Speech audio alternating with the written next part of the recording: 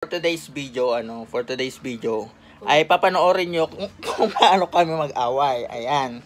Kasi nga daw nainis tong kasama ko dahil yung daw kinontent ko na sepak takraw.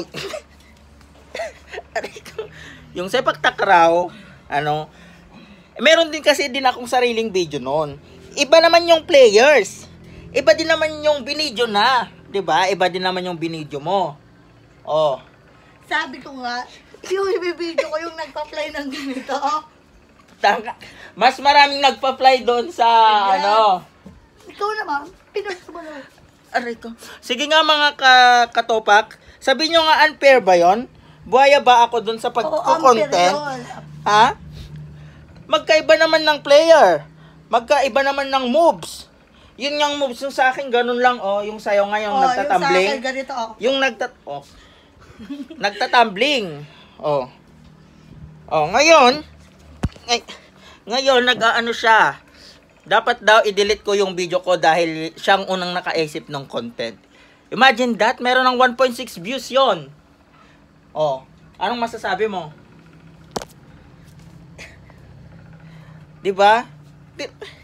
Grabe siya. Yun lang yung ayan kunwari tingin tayo.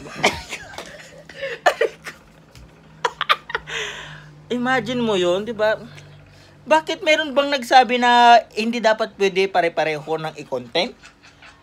Yung issue nga ni Katniel, ang daming mga 1 million na ang nag-content. Siya yun. Sikat naman kasi yun. Sikat ka ba? Sikat ba yung... Aray ko. Sabi ko kasi, iko-content ko yung may ganito. Tapos alam naman niya yun. Ay, madami pala yung book. Alam naman niya yun. Balikan natin ang kwento. Ang naunang nag-video po ay ako. Nauna po akong nag-video. Kasi ang nag-video niya hapon, ako umaga pa lang nag-video na ako. Pero alam ko yun. Nakita ko yun. Kaya nga nag-video ko ng hapon.